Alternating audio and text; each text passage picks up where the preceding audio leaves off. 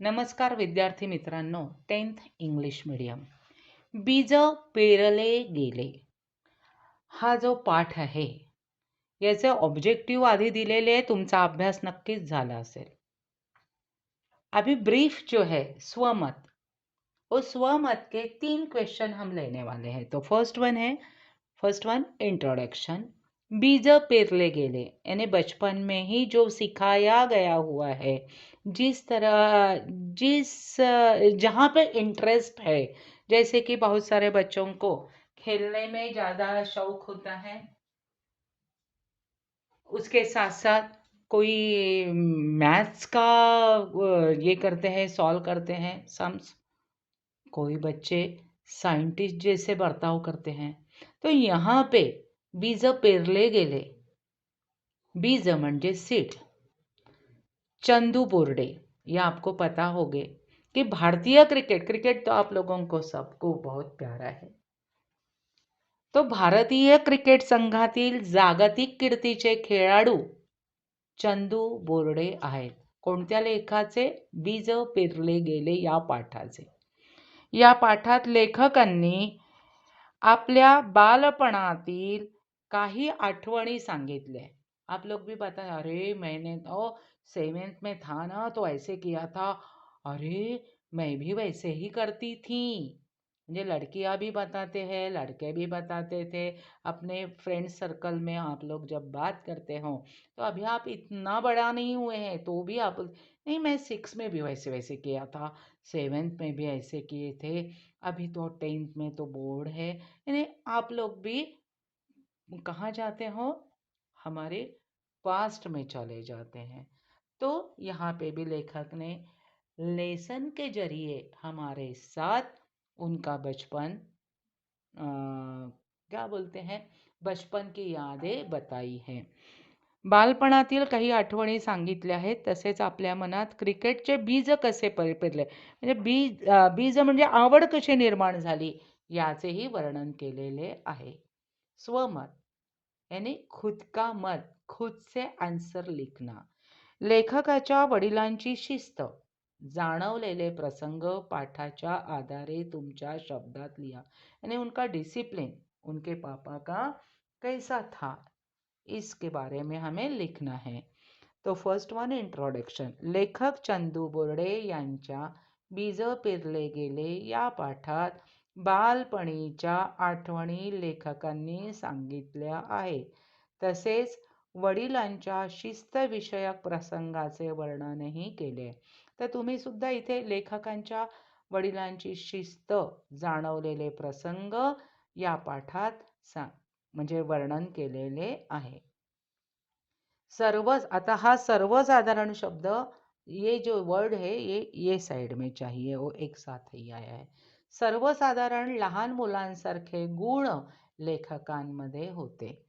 मग ते कसे होते? खेळकर होते तुमच्यासारखे. खेळकर वृत्ती होती, नॉटीपणा होता, खोडकळपणा होता. लेखक उपद्व्यापी पण होते.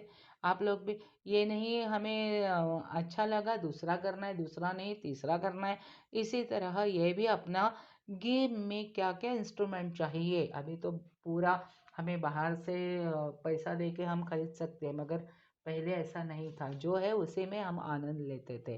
तो लेखक उपद्व्यापी पण होते. घरची गरिबीची परिस्थिती होती. वडील पोलीस खात्यामध्ये तुटपुंजा पगारावर नोकरी करत असत.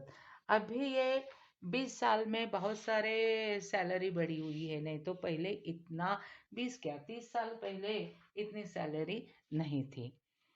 मग वडिलांना मुलांसाठी खेळणी विकत घेणे शक्य नव्हते आणि उन्हें गेम्स लेके बच्चों को देना है, यानी खरीद कर देना उन्हें मुश्किल था. तरीही लेखक मग खेळायचे थांबले का? नाही. लेखक तो खेलते ही थे. तो वो क्या करते थे? तरीही लेखक गल्लीतील मुलांना जमवून विटी दांडू खेळणे, पतंग उडवणे, चोरून कॅम्पमधील कॅनलमध्ये पोहत राहणे, म्हणजे स्विमिंग पण करणे, अशा प्रकारे दिवसभर हुंदडत असे, खेळत असे. म्हणजे लेखक क्या करते थे? मोहल्ले के सारे बच्चों को एक साथ करके इट्टी दांडू खेलते थे, पतंग उड़ाते थे और स्विमिंग भी कैनल में करते थे और दिन भर खेळते रहते थे. आईच्या कानावर दिवसभराच्या तक्रारी येत असत. मग नकळत वडिलांपर्यंतही पोचत असत. म्हणजे आईच सांगणार ना, याने दिनभर में क्या हुआ क्या नहीं, यानी अड़ोस पड़ोस के लोग इनके मम्मी को बताते थे. फिर मम्मी को टेंशन आया तो वो पापा को बता देती की आज इसने इसने ऐसा ऐसा किया. तेव्हा लेखक घरात जसे पाऊल टाकत असे, अभी तो इंडोर गेम्स ज़्यादा खेलते हैं, आउटडोर तो खेलते नहीं है, मगर उस समय इतना बाहर खेलते थे, जो मिले वो खेलते थे. तो अभी यहाँ लेखक जैसे घर में आते थे, वैसे ही तसे वडिलांच्या द्वारे त्यांच्या पाठीवर धम्मक लाडू, मस्त ऐसे मुट्ठी ठापाक और चापट पोळी पटाक, चापट पोळ्यांचा वर्षाव होत असे. यानी मम्मी ने जैसे बताया कि आज चंदू ने ऐसा ऐसा किया है, वैसे जैसे आए तो उनका डिसिप्लिन बहुत था ना, तो बच्चों को शिस्त भी आनी चाहिए. तो वो क्या करते थे कि जैसे लेखक घर में प्रवेश कर दिए, वैसे उनके पीठ पे थबाड़कन लगाते थे और चापट पोळ्या यानी ऐसा हाथ लेके ठाप असा वर्षाव होत असे. म्हणजे याने उन्हें मारते थे, ज्यादा मारते थे नाही. हे सर्व मुलांना शिस्त लागावी म्हणून वडिलांची वडगावला बदली झाली. तेव्हा लेखकांच्या आई वडिलांना मुलांना सोडून राहणे अवघड जात होते. यानी मम्मी पापा के दुष्ट थे नहीं, मगर अपने बच्चों को किसी ने नाम नहीं रखना चाहिए. इस वजह से घर के जो बड़े पापा उन्हें शिस्त लगाते थे. मगर जब इनके पापा का ट्रांसफर हुआ, कहाँ हुआ, वडगांव करके, तो उन्हें अपने बच्चों को छोड़ के जाना बहुत बुरा लगता था. अवघड जात होते. परंतु मुलाने चांगले शिकावे, मोठा ऑफिसर व्हावे, घराण्याचे नाव उज्ज्वल करावे, या उद्देशाने त्यांनी निरोप घेतला. म्हणजे आपल्या मुलांनी खेड्यात जर आला तो, तर शाळा तेव्हा एवढ्या नव्हत्या, स्कूल उतना नहीं रहते थे, 4th तक ही रहते थे, तो ज़्यादा उन्हें अच्छी पढ़ाई करनी चाहिए. इस वजह से वो बच्चों को वहीं छोड़ के, यानी रिश्तेदारों के यहाँ छोड़ के वो चले गए. उसके पीछे का उनका आंसर, यानी पीछे का उद्देश्य क्या था कि हमारे बच्चों ने अच्छे से पढ़ाई करनी चाहिए, बड़ा अफसर बनना चाहिए, और अपना हमारे जो सरनेम है, सरनेम या हमारे ताऊ जी हैं, हमारे दादाजी हैं, दादाजी के पापा, इनका सब हमारा नाम उज्जवल करना चाहिए. ये उद्देश्य से उन्होंने उन्हें वडगांव जाना पड़ा. किन लोगों को? लेखक के मम्मी पापा को.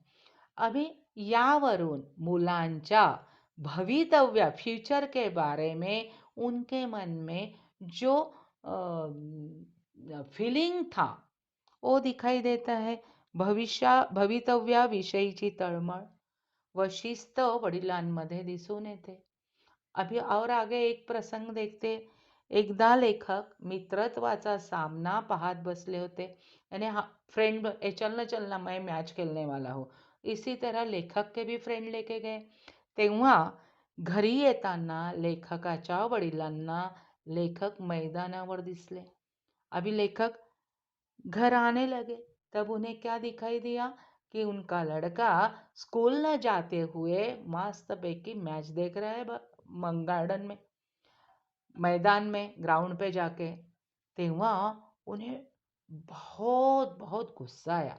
तेव्हा संतापाने छड्या मारत, अभी तो एक हाथ भी लगाया तो भी बच्चा जोर जोर से चिल्लाने लगता है, मगर वहाँ तब पापा क्या किए, एक स्टिक ली, उन्हें थपाड़ थप मारते मारते स्कूल में लेके जाके बिठा दिया.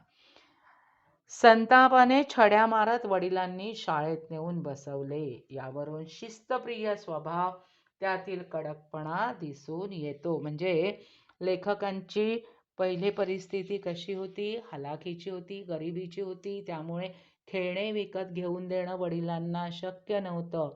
पण लेखक काय करायचे? गल्लीतील मुलांना जमवून विटी दांडू खेळणे, पतंग उडवणे, चोरून कॅम्पमधील कॅनलमध्ये स्विमिंग करणे, पोहत राहणे, अशा प्रकारे हुंदडत असत. संध्याकाळी आल्यावर आई त्यांच्या कानावर घालत की आज असं असं केलं. मग काय व्हायचं? वडिलांची शिस्त आणि कडकपणा कुठे येतं? की वडील जेव्हा म्हणजे लेखक जेव्हा घरात आले की वडील पण ऑफिसमधून आलेले राहत असतील, मग ते पाठीवर धम्मक लाडू, चापट पोळ्यांचा वर्षाव करत होते. कशासाठी? मुद्दाम का नाही, आपल्या मुलाची वर्तणूक चांगली राहावी म्हणून. मग आता वडिलांची वडगावला बदली झाली तेव्हा लेखकांच्या आईवडिलांना त्यांना सोडून जाणं चांगलं वाटत होतं? नाही. पण उसके पीछे का फीलिंग क्या था? कि आपल्या मुलाने चांगलं शिकावं, मोठा ऑफिसर व्हावा, अपने घर का नाम उज्जवल करना, ये उद्देश्य था। उसके साथ साथ जब लेखक एक फ्रेंड के साथ ग्राउंड पे मैच देखने गए, स्कूल छोड़ के, स्कूल में गए नहीं थे, तब पिताजी ने उन्हें मार मार कर स्कूल में बिठा के आए थे। तब इससे ही उनका शिस्तप्रिय स्वभाव आणि त्यातील कडकपणा दिसून येतो. किन लोगों का? लेखक के पापा जी का। ये हो गया फर्स्ट का आंसर। अभी जैसे मैं बताती हूँ इस हिसाब से आप सुनो और अपने खुद मन से लिखो। जितना भी आपको 4-5 सेंटेंस याद आए उतने लिखे, फिर और प्रैक्टिस करो और जितना क्वेश्चन का आंसर आएगा वो लिखोगे, उसमें और कुछ आपको पॉइंट्स ऐड करने हैं आप वो भी लिख सकते हो, ताकि आपका क्वेश्चन पूरा, यानी लिखना ही है ब्रीफ, ऐसे नहीं है, आंसर पूरा होने तक अर्थपूर्ण लिखना है। नेक्स्ट क्वेश्चन है, तुमच्या मते लेखकांच्या मनात क्रिकेटचे बीज कसे रुजले असावे ते लिहा। ये एक क्वेश्चन है आ, और उसके नीचे में ही सेम क्वेश्चन है, तुमच्या मते लेखकाच्या मनात पेरले गेलेले क्रिकेटचे बीज कसे उगवले ते लिहा।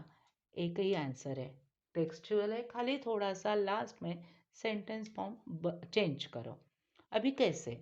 बीज पेरले गेले या पाठाचे लेखक चंदू बोर्डे आहेत। या पाठात लहानपणच्या आठवणींबरोबरच क्रिकेटचे, बघा इथे लिहिलं ना, क्रिकेटचे बीज कसे रुजले असावे या विषयीचे लिहिलेले आहे, किंवा कसे उगवले त्याविषयीची माहिती दिलेली आहे। म्हणजे तुमचा मार्क्स इथे कट होणार नहीं, फक्त खाली आपको लेखक का नाम पता होना चाहिए, जो पाठ है उसका भी नाम आपको पता होना चाहिए। उसका आंसर देखो, लहानपणापासूनच लेखक खेळकर होते, खोडकर होते, उपद्व्यापी होते। अभी ये नहीं लिख सकते तो एटलीस्ट ये तो लिख सकते हो ना। अनेक खेळांबरोबरच ते घरात जाळण्यासाठी, यानी पहिले ये लाते थे ना, घर में चूल्हा होता था, लकड़ियाँ लाते थे, तो इसी तरह इनके घर में भी लकड़ियाँ लाते थे। आप लोगों ने भी देखा होगा कि आप लोगों को यदि कुछ मिला नहीं तो स्टम्प करके हम कुछ भी रख देते हैं, है ना। तो लहानपणापासून लेखक खेळकर, खोडकर, उपद्व्यापी होते। अनेक खेळांबरोबरच ते घरात जाळण्यासाठी आणलेल्या लाकडातूनच, जो लकड़ियाँ लाते थे उससे ही बैट और स्टम्प तैयार करते थे।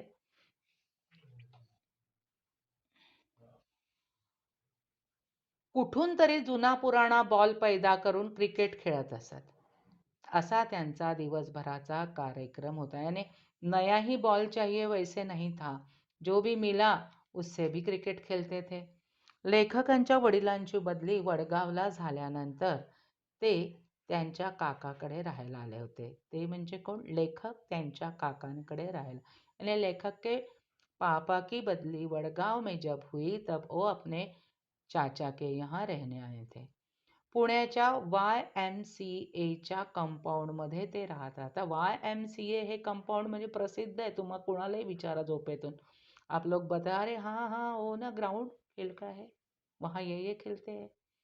लेखकांना मुळातच खेळाची आवड होती, यानी बचपन से ही उन्हें बहुत ही खेलने में आनंद रुचि थी। तेव्हा त्या सभासदांचा खेळ लक्ष देऊन ते पाहत असे। अभी वहाँ पे जो मेंबर्स थे वो लोग जब खेलते थे, सभासद एंड मेंबर्स थे, तो उनका खेल देखने के लिए वो वहाँ बैठते थे ग्राउंड में, और बहुत ध्यान से देखते थे। और उनका क्रम कैसा था? शाळा सुटली की थेट ते ग्राउंडवर हजर होत.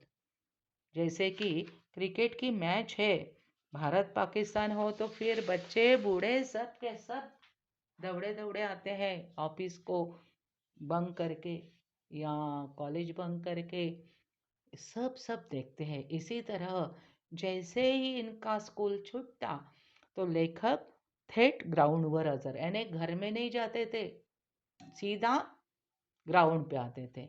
सर्व खेळात त्यांना क्रिकेटचा खेळ आवडू लागला. मैदानावर खेळणारे सभासद लेखकांना चेंडू फेकायला बोलवत. चेंडू याने बॉल. लेखकही आनंदाने जोरात बॉल टाकत असे. लेखकांचा उत्साह पाहून सभासद मुद्दाम आउट होत असे. त्यांना उत्तेजन देते, प्रोत्साहन देत होते. लांब उडालेला चेंडू धावत जाऊन अडवण्यात व लगेच फेकण्यात लेखक समाधान मानत होते. लेखक ग्राउंड्समैनला आनंदाने, यानी वो ग्राउंड में जो काम करने वाले थे उन्हें बहुत आनंद से हेल्प करते थे. लेखकांचे वडीलही व्हॉलीबॉल चॅम्पियन होते. ये वन लाइन में भी आपको पूछा जाएगा. त्यामुळे वडिलांकडून लेखकांना खेळात प्रोत्साहन खेलो कोई बात नहीं मगर पढ़ाई तो करनी है. एकदा लेखकांच्या वडिलांनी त्यांना 6 रुपयाची 6 रुपीज की बॅट खरीद कर दे दी, विकत घेऊन दिली. ती बघून लेखकांना एवढा आनंद झाला की ते सर्वांना दाखवत निघाले. हम लोग भी दिखाते हैं ना, आप लोग भी दिखाते हो. एकदा क्रिकेट मैच होती, अर्थातच तिकीट होते. उतना तो पैसा नहीं था इनके पास, उसके लिए तिकीट खरीदनी जरूरी थी. क्रिकेट मैच तर पाहायलाच पाहिजे. क्रिकेट की मैच तो देखनी है, कुछ भी हो जाए. व तीही फुकटात, फ्री में. तेव्हा झाडावर बसून लेखकांनी मॅच पाहिली होती. आणि कितना शौक. मॅच संपल्यावर खेळाडूंच्या स्वाक्षऱ्या, साइन अटूबा, ओ साइन दो ना प्लीज मॅडम, प्लीज सर, ऐसे बोलते ना. मग मॅच संपल्यावर खेळाडूंच्या स्वाक्षऱ्या घेण्यासाठी गर्दी होत असे.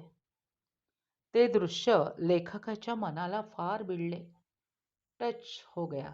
तेही आपण मोठे, मग कसं बरं त्यांनी ड्रीम पाहायला सुरुवात केली, की आपण मोठे खेळाडू होऊ, हम भी बहुत बड़े प्लेयर होंगे और हमारी साइन लेने के वास्ते बहुत भीड़ हो जाएगी.